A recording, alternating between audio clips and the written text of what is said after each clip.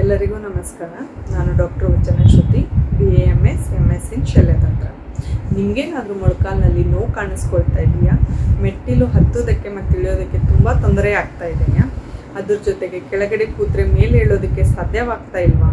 ಮೊಳಕಾಲಿನಲ್ಲಿ ಊತ ಮತ್ತು ಸೆಳೆತ ಏನಾದರೂ ಕಾಣಿಸ್ಕೊಳ್ತಾ ಇದೆಯಾ?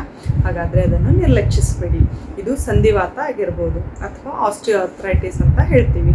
ಇದಕ್ಕೆ ಆಯುರ್ವೇದದಲ್ಲಿ ಚಿಕಿತ್ಸೆ ಇದೆಯಾ ಅಂತ ಕೇಳಿದರೆ ಖಂಡಿತವಾಗಿಯೂ ಇದೆ. ಮೊಳಕಾಲು ನೋವು ಅಷ್ಟೇ ಅಲ್ಲದೆ ಬೆನ್ನು ನೋವು, ಕತ್ತು ನೋವಾಗಲಿ, ಯಾವುದೇ ವಿಧವಾದಂಥ ಕೀಲು ನೋವಿನ ಸಮಸ್ಯೆಗಳಿಗೆ ಆಯುರ್ವೇದದಲ್ಲಿ ಶಾಶ್ವತವಾಗಿ ನೀವು ಪರಿಹಾರವನ್ನು ಕಾಣ್ಕೋಬಹುದು. ಇದಕ್ಕೆ ನಾವು ಪಂಚಕರ್ಮದಲ್ಲಿ ತುಂಬ ವಿಧವಾದ ಟ್ರೀಟ್ಮೆಂಟ್ಗಳು ಬರ್ತವೆ. ಅದನ್ನೆಲ್ಲ ಅಡ್ವೈಸ್ ಮಾಡ್ತೀವಿ.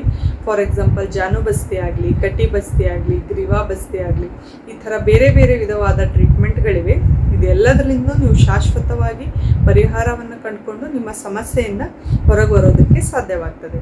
ಸೊ ಮೊಳಕಾಲು ನೋವಾಗಲಿ, ಯಾವುದೇ ವಿಧವಾದ ಕೀಲು ನೋವು ಇದ್ದಲ್ಲಿ ಅದನ್ನು ನಿರ್ಲಕ್ಷಿಸಬೇಡಿ. ನಿಮ್ಮ ಹತ್ತಿರದ ಆಯುರ್ವೇದಿಕ್ ಚಿಕಿತ್ಸಾಲಯಕ್ಕೆ ಭೇಟಿ ಕೊಟ್ಟು ಹಿಂದೆ ಅದರಿಂದ ಪರಿಹಾರವನ್ನು ಕಂಡುಕೊಳ್ಳಿ. ಇಷ್ಟೇ ಹೇಳಿ ಇವತ್ತಿನ ಸಂಚಿಕೆಯನ್ನು ಮುಗಿಸ್ತೀನಿ. ನಮಸ್ಕಾರ.